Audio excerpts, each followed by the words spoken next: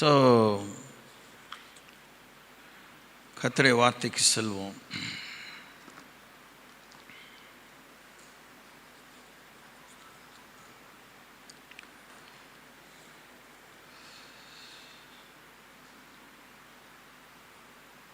கர்த்தரை கவர்ந்தவர்கள் என்கிற தலைப்பில் there were some people who attracted God. அவருடைய கவனத்தை ஈர்த்தவர்கள், அவருடைய மனதுக்கு ஏற்றவர்கள், இல்லை அவர் கவனம் செலுத்தியது, இப்படிப்பட்ட விஷயங்கள். அதில் முதலாவதாக வாசிப்போம். யோவான் எழுதின சுவிசேஷம் 1ஆம் அதிகாரம் 43ஆம் வசனத்திலிருந்து 51ஆம் வசனம் வரைக்கும் நான் வாசிக்கிறேன், நீங்கள் கேட்கலாம். The book of John's Gospel, chapter 1, verses 43 to 51. மறுநாளிலே இயேசு கலிலேயாவுக்கு போக மனதாய் இருந்து பிலிப்புவை கண்டு, நீ எனக்கு பின் சென்று வா என்றார். பிலிப்பு என்பவன் அந்திரேயா பேதுரு என்பவருடைய ஊராகிய பெத்சாயிதா பட்டணத்தான். பிலிப்பு நாத்தான்வேலை கண்டு, நியாயப்பிரமாணத்திலே மோசேயும் தீர்க்கதரிசிகளும் எழுதியிருக்கிறவரை கண்டோம், அவர் யோசேப்பின் குமாரனும் நாசரேத்தூரானும் ஆகிய இயேசுவே என்றான். அதற்கு நாத்தான்வேல், நாசரேத்திலிருந்து யாதொரு நன்மை உண்டாகக்கூடுமோ என்றான். அதற்கு பிலிப்பு, வந்து பார் என்றான். இயேசு நாத்தான்வேலை தம்மிடத்தில் வர கண்டு அவனை குறித்து, இதோ கபடற்ற உத்தம இஸ்ரவேலன் என்றார். அதற்கு நாத்தான்வேல், நீர் என்னை எப்படி அறிவீர் என்றான். இயேசு அவனை நோக்கி, பிலிப்பு உன்னை அழைக்கிறதுக்கு முன்னே நீ அத்திமரத்தின் கீழ் இருக்கும்போது உன்னை கண்டேன் என்றார். அதற்கு நாத்தான்வேல், ரபி, நீர் தேவனுடைய குமாரன், நீர் இஸ்ரவேலின் ராஜா என்றான். இயேசு அவனுக்கு பிரதியுத்தரமாக, அத்திமரத்தின் கீழே உன்னை கண்டேன் என்று நான் உனக்கு சொன்னதினாலேயா விசுவாசிக்கிறாய்? இதிலும் பெரிதானவைகளை காண்பாய் என்றார். பின்னும் அவர் அவனை நோக்கி, வானம் திறந்திருக்கிறதையும் தேவதூதர்கள் மனுஷகுமாரனத்திலிருந்து ஏறுகிறதையும் இறங்குகிறதையும் நீங்கள் இது முதல் காண்பீர்கள் என்று மெய்யாகவே மெய்யாகவே உங்களுக்கு சொல்லுகிறேன் என்றார். ரொம்ப இந்த பரிட்சயமான வேத பகுதிகளெல்லாம் அதான் எனக்கு தெரியுமே அப்படின்னு நினச்சிடாதீங்க. இதுவும் கிறிஸ்தவ வாழ்க்கையில், இந்த மோட்ச பயணத்தில், விசுவாச பயணத்தில் ஒரு காலத்தால் அழியாத நம்மை உருவாக்கும் உலைக்களம். It's a crucible. ரொம்ப பரிட்சயமான வேத பகுதியிலே தான் உங்களோட வாழ்க்கையினுடைய பெரிய ரகசியமே இருக்கும். ஒருவேளை இன்கேஸ் ப்ராபப்ளி உங்கள் வாழ்க்கையின் முடிவே அதில் தான் இருக்கும். உங்கள் வாழ்க்கையின் முழு வரைபடமே அதில் தான் இருக்கும். என்ன அதில் இருக்குது அப்படின்னு நீங்கள் நினைக்கிற மாதிரி தான் இருக்கும். அதை நீங்கள் அவரை தேடி அவரோடு உட்கார்ந்து அந்த பகுதிகளை ஒரு முறை என்ன 1000 முறை வாசித்து 1001வது முறை கர்த்தர் உங்கள் கண்களை திறந்து விட்டால் நீங்கள் பாக்கியசாலி. எத்தனை முறை உட்கார்ந்தோம், படித்தோம் என்பதல்ல, மனப்பாடம் பண்ணினோம் என்பதில் நம்முடைய கண்கள் திறக்கப்பட்டதா?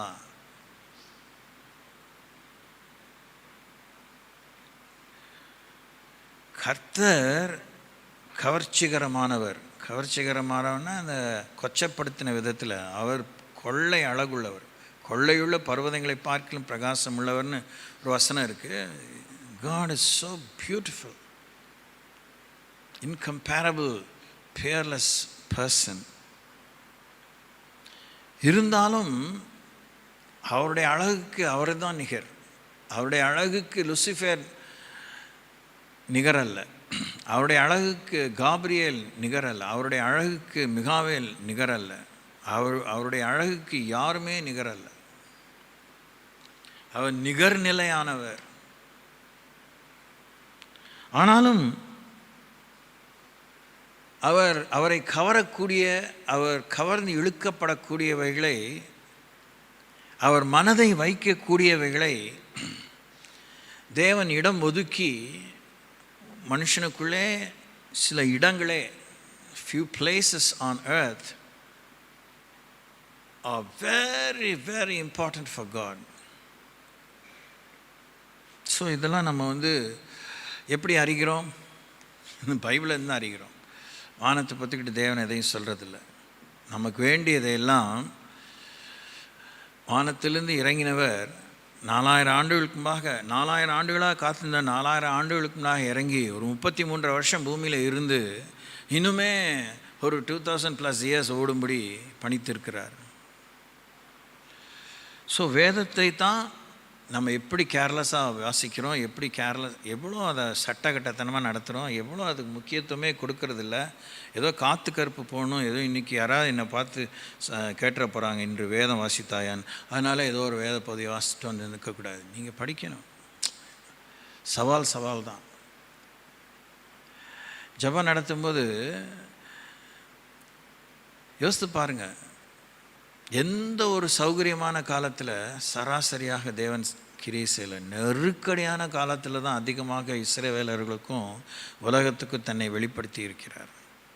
அவர் எழுப்பிய எந்த ஒரு பாத்திரத்தையும் ஆண்டவர் சௌகரியமாக சுலபமாக நடத்தியதே இல்லை.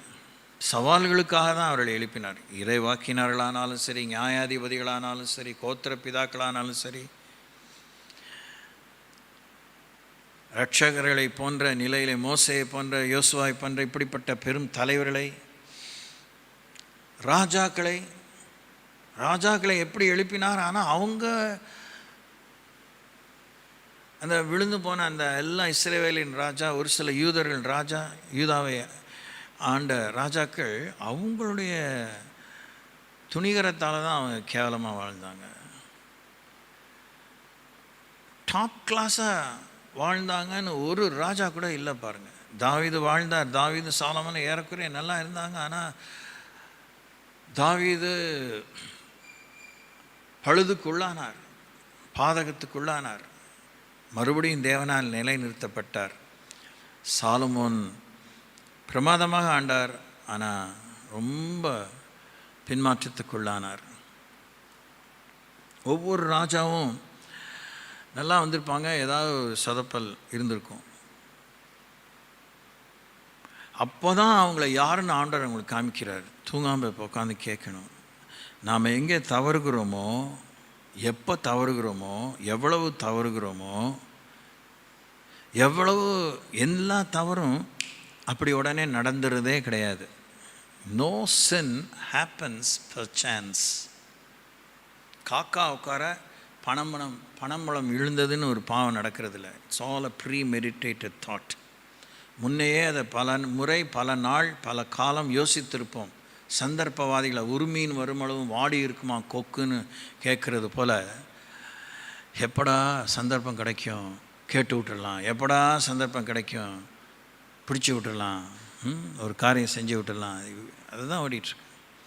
திடீர்னு வாயில் வந்துடுச்சு சொல்லிட்டேன்லாம் கிடையாது. அந்த அளவுக்கு நமக்குள்ளே ஒத்துக்கிறதுக்கு உண்மை கிடையாது. கோலத்தனம் தான் ஜாஸ்தி. உடனே ஒப்பாரி வச்சுட்டா காரியம் மாறிடுமா? இல்லை உரத்த குரலிலே பயங்கரமாக கூச்சல் போட்டு ஆர்ப்பாட்டம் பண்ணி ஊரையே கூட்டிட்டா நம்ம செய்கிறது ரைட்டுன்னு ஆயிடுமா? Never never.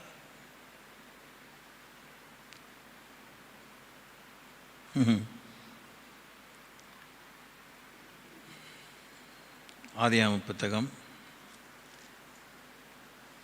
அதான் முகநாடி போதும். அந்த காயினை பற்றி சொல்கிறார். உன் முகநாடி ஏன் வேறுபட்டது? நீ நன்மை செய்தால் மேன்மை இல்லையோ, நீ தீமை செய்தால் பாவம் வீட்டு வாசப்படியிலே படுத்திருக்கும். இங்கிலீஷில் அதை எப்படி சொல்லிருக்கு? your sin will find you out. இன்னைய வரைக்கும் அதிக தொழில்நுட்பத்தோடு கூட குற்றவாளிகள் எப்படி கண்டுபிடிக்கிறாங்கன்னா, அவங்க விட்டு செல்கிற தடயம்தான். கண்டுபிடிக்கவே முடியாத குற்றவாளிகள் பூமியில் இல்லை. அப்படியே மனுஷன் கண்டுபிடிச்சிடறான். ரொம்ப காலம் கழித்து கண்டுபிடிக்கிறான். கண்டுபிடிச்சிருக்காங்க, மறைச்சிருக்காங்க, அதுதான் அவனுமே கிடைக்கவே இல்லைன்னு ஊரை மெப்பிக்கிறதுக்கு ஒரு காரியம். அவன் பல காலம் கழிச்சு ஒருத்தன் கண்டுபிடிப்பான், இது மறைக்கப்பட்ட உண்மை ஏற்கனவே அங்கே இருக்குன்னு. ராஜீவ் காந்தி, காலம் சென்ற பிரதமர், இந்திய பிரதமர் ராஜீவ் காந்தி, ராகுல் காந்தி அப்பா, சோனியா காந்தி புருஷன், அவன் கொல்லப்பட்ட ரகசியத்தை இன்றைக்கி எடுத்து விட்றானுங்க. அடா பாவிகளா, அவன் செத்து போய் ஒரு 20-30 இயர்ஸ் இருக்கும். இதில் யாரெல்லாம் கூட்டுக்களவாணித்தனம் பண்ணியிருக்காங்கன்னு சொல்லும்போது எல்லாம் நெஞ்சழுத்தமாக உட்காந்துருக்கானுங்க பதவியில். என்ன? அரசியல் துஷ்பிரயோகம், சட்ட துஷ்பிரயோகம். உன்னால் நான் கேட்டேன், என்னால் நீ கேட்ட, 2 பேரும் தோப்பு கண்ணம் போட்டுக்குவோம். இல்லை, ஒன்றை நான் காட்டி கொடுக்கல, என்ன நீ காட்டி கொடுக்காத. இப்படி தான் உலகம் ஓடிட்டுருக்கு. குற்றவாளி கண்டுபிடிக்காமல் போய்விடவில்லை. இதை சொல்லி நாம் மனது மருளும்படியாக, ஒரு மாதிரி துக்கமடையும்படியாகலாம் சொல்லலை. சும்மா ஏமாத்தமாக நீங்களாக போகலையா, don't worry, you are so sweet அப்படின்லாம் தடவிலாம் கொடுக்காதீங்க. Okay, don't you pat yourself on your back. எல்லாவற்றை பார்க்கலாம் இருதயமே மகா கேடுள்ளதும் திருக்குள்ளதுமாக இருக்கிறது, அதை அறியத்தக்கவன் யார்? எதுக்கு கடவுள் இவ்வளோ பெரிய most decent god, most civilised god ஏன் அப்படி சொல்ல? உன் மடியின் மேலே படுத்திருக்கிற மனைவியை நம்பாத ஏன் சொல்கிறாரு? அப்புறம் எதுக்கே அந்த பொண்ணை எனக்கு கல்யாணம் பண்ணி வச்சேன்னு கேட்கலாம்ல. கேட்டால் தான் என்ன, அவர் சொன்னது தான். அதனால் மனைவி தான் நம்பத்தகாதவளா, புருஷன் நம்ப தகுந்தவனா? கிடையாது.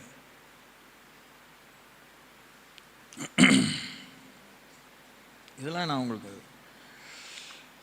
மறந்தே போக முடியாத அளவுக்கு சொல்லியிருக்கிறேன். வாசிக்கலாம், பிரசங்கின் புத்தகம்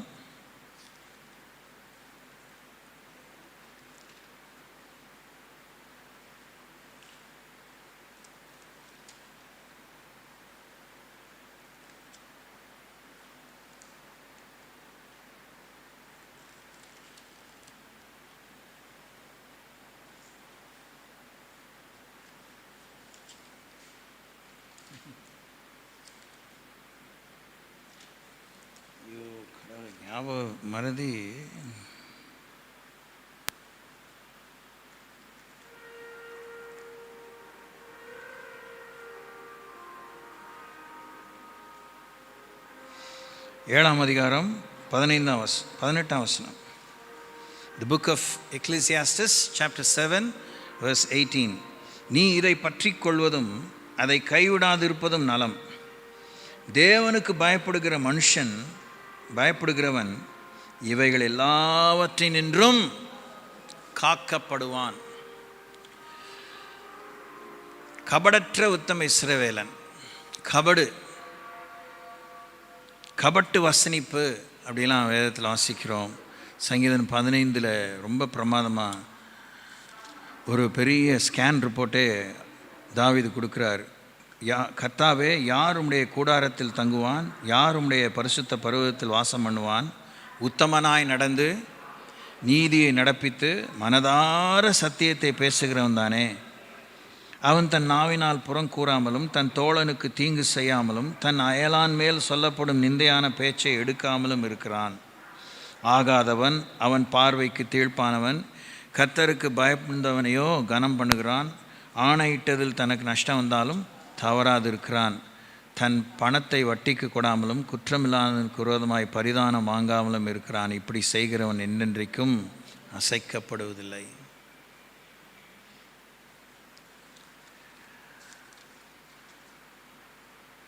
சங்கீதம் 24 அதை இன்னும் கொஞ்சம் சொல்கிறார். கைகளில் சுத்தம் உள்ளவனும் இருதயத்தில் மாசில்லாதவனுமாய் இருந்து தன் ஆத்மாவை மாயைக்கு ஒப்பு கொடாமலும் கபடாய் ஆணையிடாமலும் இருக்கிறவனே. ஆணையிலே கூட கபடு இருக்கிறது.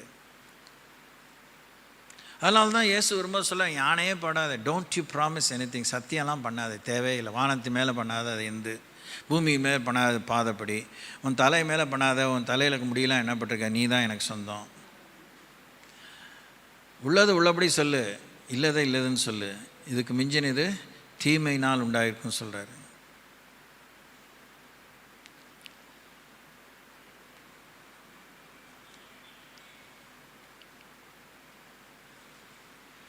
இரண்டு நாட்களாக தேவன் தேவனிடத்தில் எனக்கு ஒரு நேருக்கு நேராக வந்தால் கை கலப்பாயிருக்கும். ஒரு யுத்தம்தான், ஒரு சண்டை தான். போட்டு பாரேன், கமான், ஐ எம் ரெடி.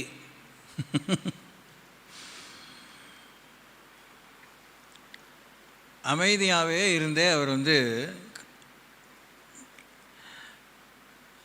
புரிந்து கொள்ளும்படி, ஒப்புரவாகும்படி, யோசிக்கும்படி, வாயை மூடிட்டு இருக்கும்படி, வெண்ணெய் திரண்டு போகும்போது தாலி உடைஞ்ச மாதிரி நடந்துக்காத,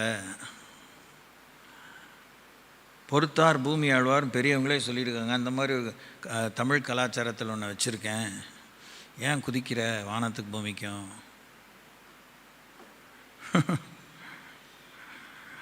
யுத்தம் முழுசாக ஓஞ்ச மாதிரி இருக்குது, ஓயா மாதிரி இருக்குது. அவர் அதுக்கெலாம் நான் பயப்படுறதில்ல, சொல்லு வா. கொஞ்ச நாள் யோசிச்சுட்டு அவன் சொல்லுவான்ல, இன்று போய் நாளை வாராய் என்னை ஒரு மனிதன் புகழுவதோ அப்படின்ட்டு ராவணன் ராமனை பார்த்து நொந்துக்கிறான். ராமன் சொன்னான், எல்லாம் போயிடுச்சு, என்னையா உனக்கு அம்யூனிஷன்ஸ் இல்லை, பிரச்சனை, யுக்தி இல்லை, போய் கொஞ்ச நாள் நல்லா பலப்பட்டுட்டு வாயா சண்டைக்கு அப்படின்னு சொல்லி அனுப்பிச்சானா. ராவணன் பெரிய அரக்கன், அவன் பெரிய அரக்கன், பயங்கர தவத்தில் பெற்ற அநேக வரங்கள் இருக்குது. அவங்க இதிகாசத்திலே அப்படி சொல்லியிருக்கார். கர்த்தர் நம்மக்கிட்ட அவரோட வார்த்தையின் மூலமாக தான் பேசுகிறார். கவனிங்க கவனிங்க. ஏன் இவ்வளோ உங்கள் கவனம் சிதறுது? Very pitiable. 4 பேர் வெளியே போவாங்க, 4 பேர் உள்ளே உட்காந்துருப்பாங்க. உங்கள் புத்தி மேயக்கூடாது. உங்களை கடவுளை எப்போ சந்திப்பார், யார் மூலமாக சந்திப்பார் உங்களுக்கு தெரியாது. கவனிங்க கவனிங்க. ஆண்டவரிடத்தில் மனத்தாங்கல் இருந்தாலே சூது உள்ள வந்துடும். அதிருப்தி இருந்தாலே, அழுக்கு இருந்தாலே, பாச்சா கரப்பாம்பூச்சி எல்லாம் உண்டாகுங்கிறது போல் எல்லாம் உள்ளே வந்துடும். கபடற்ற உத்தம இஸ்ரவேலராய் நம்ம இருக்கணும். Praise the Lord. அவன் ஒரு காரியம் கேட்டதுக்கு அடுக்கடுக்காக 4-5 காரியங்கள் ஆண்டவர் சொல்கிறார். நாத்தான் வேலை புரிஞ்சிக்கிறதுக்கு கபடற்ற இருதயம் கண்டிப்பாக தேவை, அதை மாற்றுக்கிறதுக்கு இடமே இல்லை. ஆனால் பாருங்கிறதா அங்கே விஷயமே. Praise the Lord. இல்லை லோயா, எத்தனை தடவை ஆண்டவர்கிட்ட படையெடுத்தீங்க? எத்தனை தடவை கஜினி முகமது, கோரி முகமது மாதிரி ஆண்டவர்கிட்ட படையெடுத்தீங்க? எத்தனை முறை சளைக்காமல் ஆண்டவர் பாதத்தில் போனீங்க? நீர் என்னை ஆசீர்வதித்தாலொழியே நான் உன்னை போக விட நமக்கு தெரியாதா? பெனியேலுங்கிற நமக்குள்ள சபையில் ஒரு பேர் இருக்கே. ராம் முழுவதும் போராடினான். யாப்பேசை போல எவ்வளோ நீங்கள் போராடி ஆண்டவன் ஆசீர்வதிங்கன்னு கேட்டீங்க.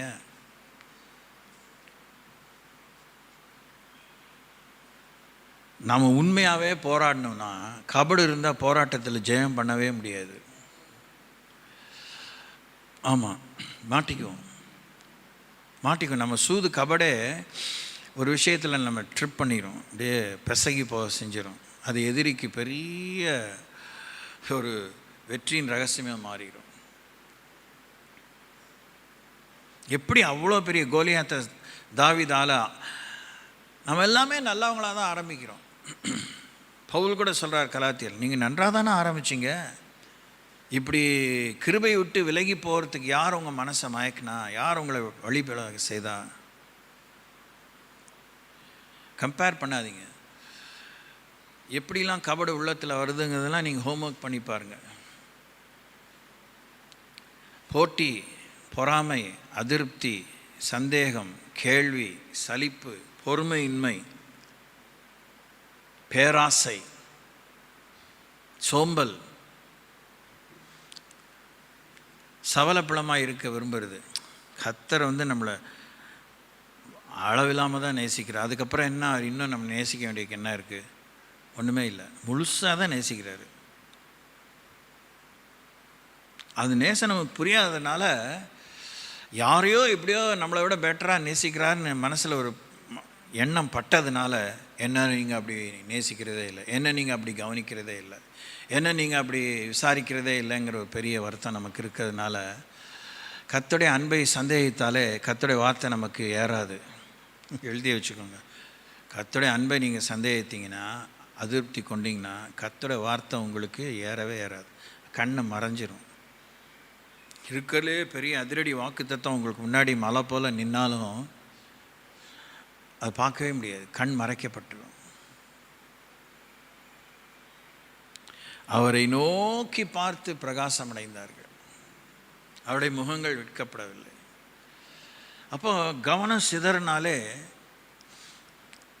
உள்ள மேய்ஞ்சாலே அப்படி தான். இதயம் அலை பாயுதுன்னு இருந்தாலே நம்ம வேறு ட்ராக்கில் போயிட்டோன்னு அர்த்தம்.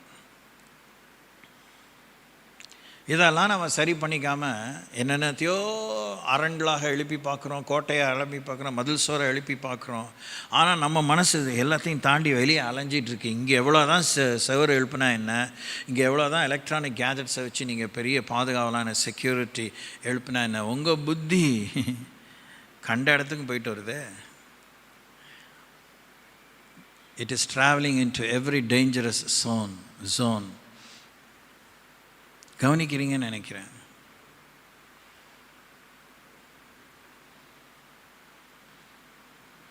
ஒரு நேரம் வரைக்கும் அண்ணாளுக்கு பொம்பளை தானே, அது அவங்களுக்கு தான் தெரியும், உங்களுக்கு தான் தெரியும். நம்ம ஸ்டிஃபாக தான் இருந்திருக்கும் போராட்டம் சக்களத்தியோடு. ஆனால் ஒரு நேரம் வந்துச்சு, ஊற்றுன்னு ஊற்றிட்டா இதயத்தை. அந்த ஆள் வேற ஒரு மாதிரி பேசிவிட்டான். அப்புறம் எல்லா உண்மையும் வெளியே வந்தோடனே அன்னாள் பின்பு முகவாடலாய் துக்கமாக இருக்கவில்லை. Praise the Lord, praise the Lord. இப்போ நான் உங்களை சங்கடப்படுத்த விரும்பலை. எத்தனை பேர் உள்ளத்தில் துக்கம் இருக்குதுன்னு நான் கேட்க விரும்பலை. இல்லை, எத்தனை பேர் உள்ளத்தில் சந்தோஷம் இருக்குங்க? ரெண்டுமே பொய்யாக தான் இருக்கும். சந்தோஷம் இருக்கும் ஆனால் இல்லை அப்படின்னு இருக்கும். துக்கம் இல்லை ஆனால் இருக்கும். இப்போ நான் கேட்டு சங்கடப்படுத்த விரும்பலை. தோத்திரம். இந்த பரம ரகசியம் கர்த்தருக்கு மாத்திரம் தான் தெரியும். அல்லேலூயா.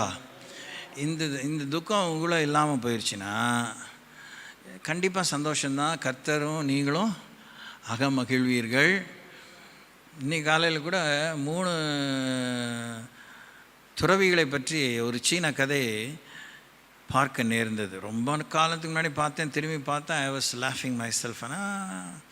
ஆனாங்கிற வரக்கூடாதுங்க. அந்த அனத்தல் தான் வாழ்க்கையில் வரக்கூடாது. எல்லாம் நன்மைக்கேன்னு உதட்டில் சொல்கிறது வேற, எல்லாம் நன்மைக்கேன்னு வாழ்கிறது வேற. அல்லேலூயா. திரும்பி பார்க்க வேண்டியதை தான் பார்க்க வேண்டும்.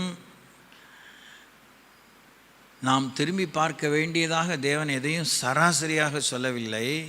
அதை நான் கூட இது சொன்னது தான் ஒரு தவறோ நான் மன்னிப்பு கேட்குறேன். இன்னும் சரியாக ஆராய்ஞ்சிட்டு வந்து ஞாபகம் குறைவினால் அப்படி சொல்லிட்டேன். திரும்பி பாராதே என்பது தான் தேவன் அதிகமாக வலியுறுத்தி இருக்கிறார். திரும்பி பார்த்தீங்கன்னா அது நல்லதோ கெட்டதோ பார்க்காதீங்க. நம்ம ஓயாமல் முன்னே தான் பார்த்துட்டு போயிட்டே இருக்கணும். முன்னே பார்த்து போயிட்டே இருக்கணும்.